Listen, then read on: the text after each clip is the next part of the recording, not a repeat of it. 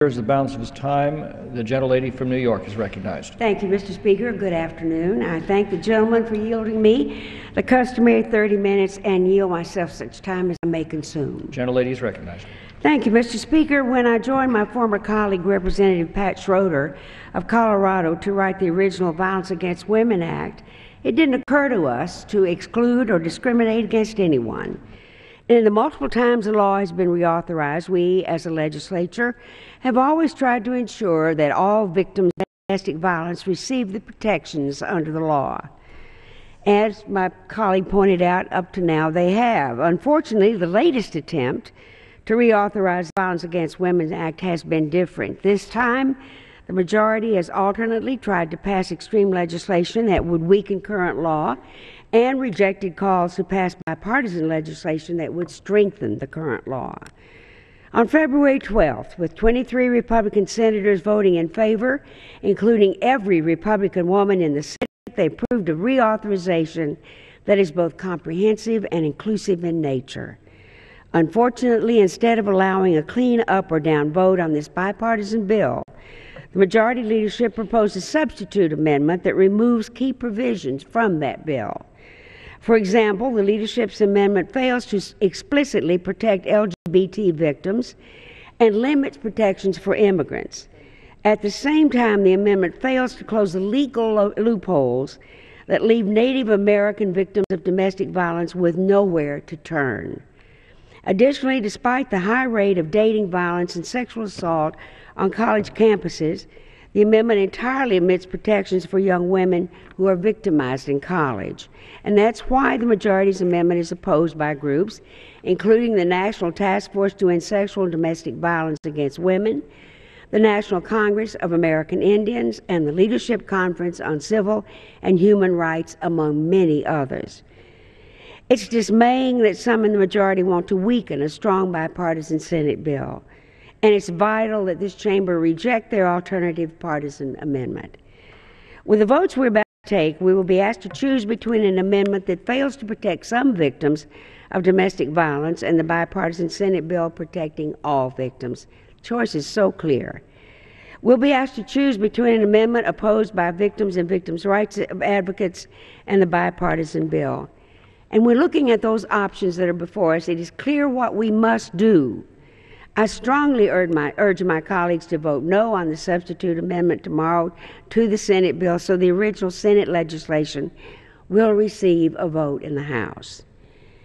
Mr. Speaker, I want to take a moment and talk about something, the incredible impact the Violence Against Women bill has had since it was enacted.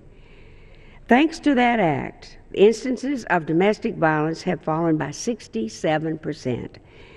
And over 1 million people have obtained protective orders against their batterers. Before the passage of the Violence Against Women Act, police officers were not trained to separate a victim and an abuser when they responded to a domestic violence call. Thanks to the law, the police officers are now trained to do just that, and most important, change that stop violence from resuming the moment the police left and the front door closed. But perhaps the greatest victory of the Violence Against Women Act is that the law finally brought millions of victims out of shadows and gave them a place to stand. In 1994, domestic violence in our country was not even discussed, and the scars were never acknowledged, and as a result, the victims often became abusers in a cycle of violence that simply wouldn't end. We wrote the law to stop that violence, and was a cycle of violence, and we think we have achieved much of that. For 18 years, this law gave victims a choice and made incredible progress in ending the cycle of violence.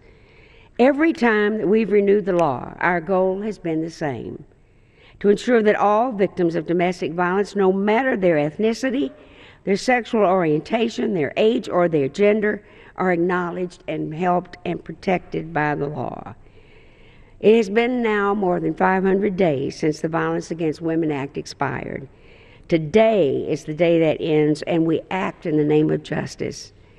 I urge my colleagues to vote no on the exclusionary substitute amendment tomorrow so we can vote yes and get this bill to the President right away.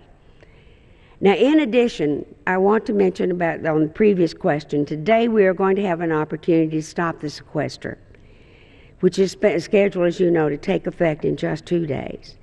We all know all the harms. We know very well what the sequester is going to do to the economy and to the workforce in the United States. And most importantly, we know that we cannot afford such a slowdown. Now, today we're going to give members of the House an opportunity to vote on a sequester solution. If we defeat the previous question, and please pay attention, if you want to go on record against having the sequester go into effect, we are giving you an opportunity to do that.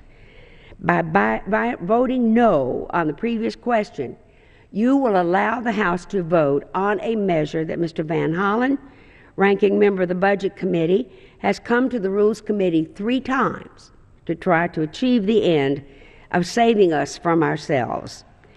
Mr. Van Hollen's legislation would reduce the deficit in a balanced and responsible way, but stop the devastating sequestration calls. Today is the last chance for the House of Representatives to stop the sequester. Despite what some have said, this chamber has not passed a solution to the sequester during this Congress. It is vital that the inaction of the majority come to an end, and we can take a step to stop the sequester today. So all of us, let me urge you to vote no on the previous question if you wish to be on record saying you do not support the sequester, you do not want to see this damage done to the economy and to the United States, and incidentally to our reputation in the country and in the rest of the world. Doing so will allow Mr. Van Hollen's legislation to have the serious debate and vote that it deserves. I reserve the balance of my time. The gentlelady reserves the balance.